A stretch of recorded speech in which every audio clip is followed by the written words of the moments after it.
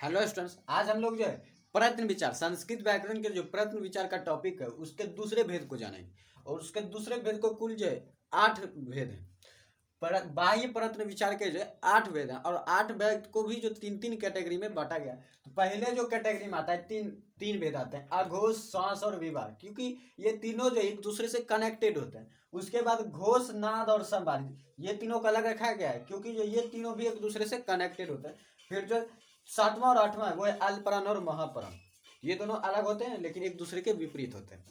तो सबसे पहले समझते हैं अघोष में। तो अघोष में कौन कौन से वर्ण आते हैं?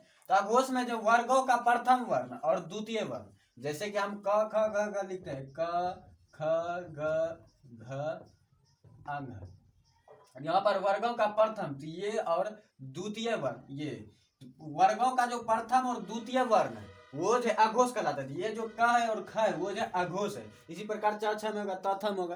तो ये जो अघोष जो वर्गों का प्रथम और द्वितीय वर्ण होता है।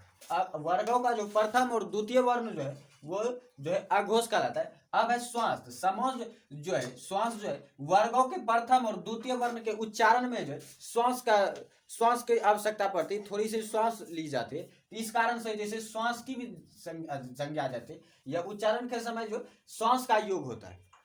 वर्ण अघोष के उच्चारण के समय जो है श्वास का योग होता है, इसीलिए जो वाय प्रयत्न को जो है श्वास की भी संज्ञा दी जाती है। वाय प्रयत्न को जो है दूसरा भेद जो है श्वास भी कहा जाता है। उसके बाद है विवार। विवार इसलिए कहा जाता है क्योंकि इसके उच्चारण के समय कंठ खुला रहता है। वर्गों के प्रथम और द्वितीय वर्ण के उच्चारण के समय या अघोष के उच्चारण के समय जो अघोष वर्ण के उच्चारण के समय जो कंठ खुला रहता है, इस कारण से जो इसे विवार कहते हैं। उसी प्रकार घोष में जो बचा हुआ शेष प्रथम और द्वितीय को छोड़कर जो बच जाता है, ये तीन, तो यही तीन जो है शेष व्यंजन जो है घोष वर्ण कहलाते हैं, घोष कहलाते हैं। और घोष को जो उच्चारण में जो घोष को उच्चारण में जो नाद का योग होता है, इसलिए जैसे नाद की भी संज्ञा दी जाती है। तो घोष के उच्चारण के समय जो नाद का योग होता है, इस कारण से ये नाद भी कहा जाता है। उसके बाद है कि घोष के उच्चारण के समय जो नाद के योग होने के कारण जो है यह जो है इसका कंठ बंद होता है, यह कंठ मूंदा हुआ होता है। तो इस कारण से जो इसे संवार का संज्ञा भी दिया जाता है, इसलिए जो इसे जो संवार भी कहा जाता है। तो इसलिए जो इसका एक अलग भेद बना दिया गया वो है संवार। उसके बाद है अल्परम। तो अल्परम में जो है जिस व्यंजन वर्ण के जिस वर्ण के उच्चारण में जो है कम श्वास या कम जो है प्राण वायु लगे, कम श्वास या प्राण वायु लगे, वो जो है अल्पप्राण कहलाता है। वहीं पर महाप्राण जो है जिसमें अधिक प्राण वायु लगे या अधिक श्वास लगे, तो जो है वह वर्ण जो है महाप्राण कहलाता है। या दूसरी परिभाषा ये बोल सकते हैं कि उसमें हकार की ध्वनि सुनाई देना चाहिए, हकार की ध्वनि।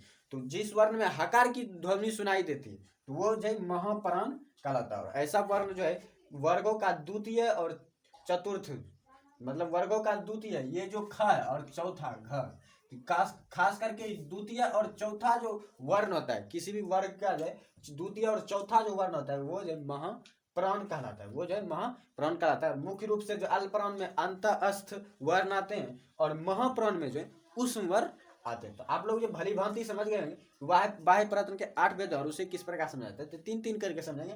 अघोष, श्वास, विवार और घोष, नाद, संवार, अल्पप्राण और महाप्राण, इन तीनों को जो तीन तीन करके लिया, क्योंकि ये तीनों एक दूसरे से कनेक्टेड होते हैं। ये तीनों एक कैटेगरी में आते हैं। घोष, नाद, संवार एक जाति के हैं, एक फैमिली के हैं। अल्पप्राण, महाप्राण एक फैमिली के हैं। अघोष, श्वास और विवार एक फैमिली के हैं। तो ये जो है बाह्य प्रयत्न कुल मिलाकर 8 भेद हैं। अघोष, श्वास, विवार, अघोष, श्वास, विवार, घोष, नाद, संवार, अल्पप्राण और महाप्राण।